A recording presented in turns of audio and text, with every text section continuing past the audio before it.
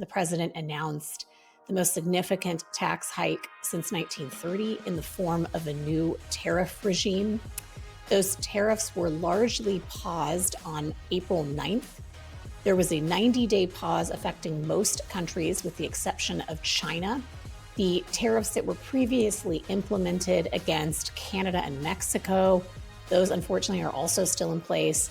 And across the board, there is a 10% tariff on most goods and services. So even though there is a relative baseline, it's really difficult to understand what's happening minute to minute as we get into this.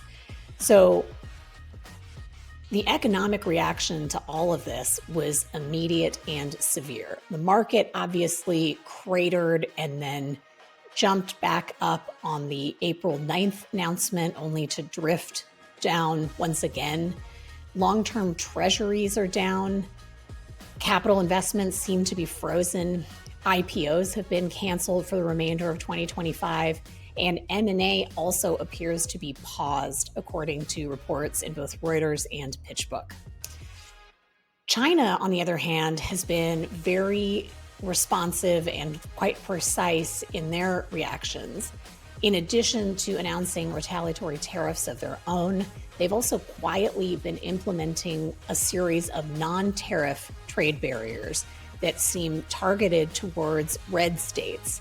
They're specifically targeting goods like beef, poultry, and liquefied natural gas, clearly to try to implement some kind of leverage.